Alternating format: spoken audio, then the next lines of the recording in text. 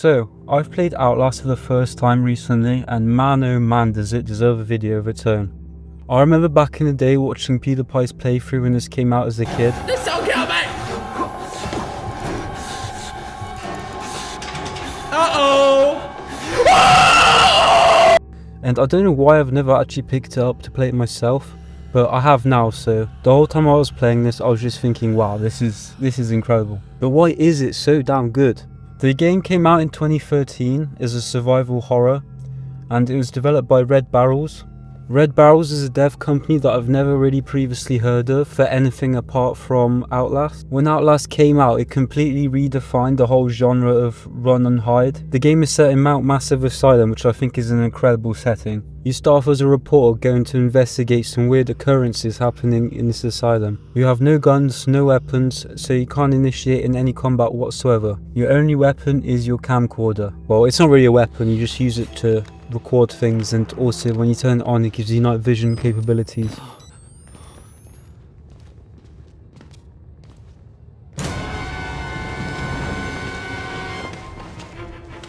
That whole mix of not being able to do anything against your enemies but run and hide just makes this game absolutely terrifying in my opinion.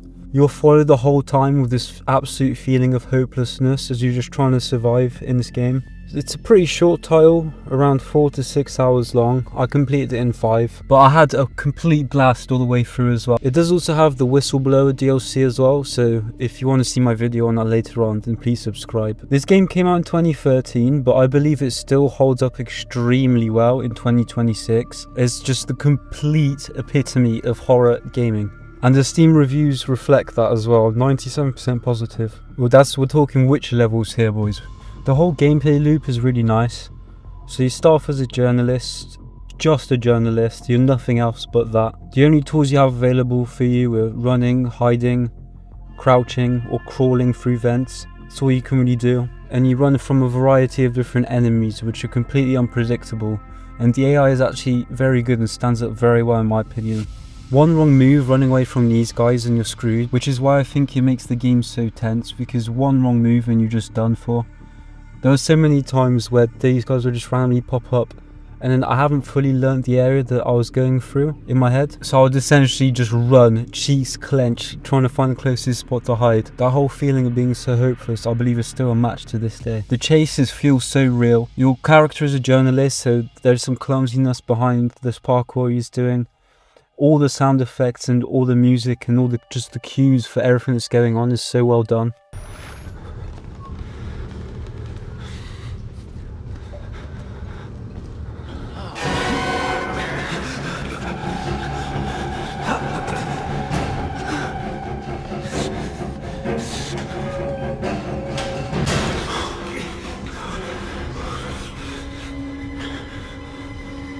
I also like the way they did the whole saving system for this as well. The game has its own save sections at the start of each encounter with one of these enemies. So if you get defeated, you can straight away just try a different strategy or something like that instead of having to backtrack loads. The game is very dark as well, it's quite hard to see, but your camcorder helps you with that of course. It's got night vision capabilities.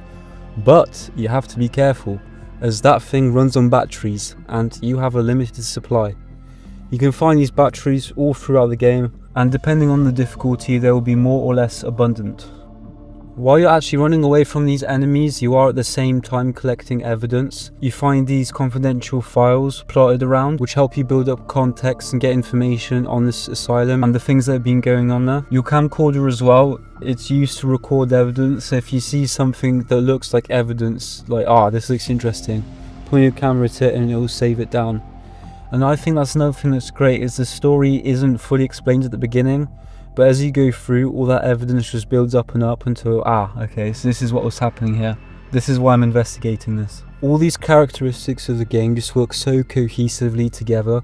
I think this is one of the only horror titles that's really made me go, oh thank god that section's over. Even though you've had great fun doing it, the satisfaction of getting away successfully, or just completing a level or trying to get away from one of these crazy lunatics is just beautiful. It's very satisfying. I want to talk about the graphics as well. The graphics hold up incredibly well. If the title that I tried before that was Resident Evil Requiem, so going back to the 2013 title, I was thinking to myself, oh, this isn't going to look that good. but it holds up really well graphically. I think it could still release as an indie game these days and it would really hold up. It's aged like a beautiful fine wine. The sound design is another thing that helps this game really shine.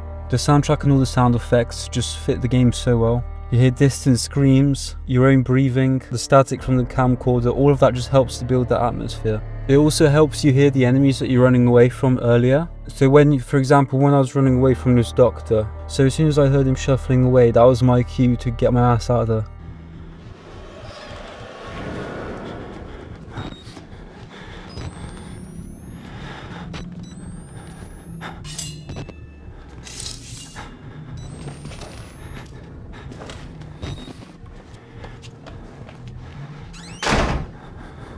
The whole setting of Mount Massive Asylum is absolutely incredible as well. Just the way it's laid out, all the blood-soaked hallways, you've got flickering lights everywhere, you've got sections outdoor with loads of wind and just complete darkness. So as soon as you're outside of the actual asylum, you don't feel any more safer as you do inside. I think that really helps add to the dread that you're going through while playing this game, as you think to yourself, all I want to do right now is just get outside of this asylum, and then as soon as you do, it turns out it's worse and potentially scarier than what's inside. But this feeling of hopelessness doesn't last too long, of course. It's only 4 to 6 hours long, which I think is an absolutely perfect length, because you can go through all of these emotions and you won't get sick and tired of going through it, as by then the game is over and all you get is that final feeling of relief. The final section when you're in the laboratory wasn't really that scary anyway. Going to the lab at the end, knowing that it was only the spirit chasing you, it felt like a bit of a safe space after all you went through in the asylum, which came as a complete relief. I think it was a perfect setting for putting that final bow on the whole experience.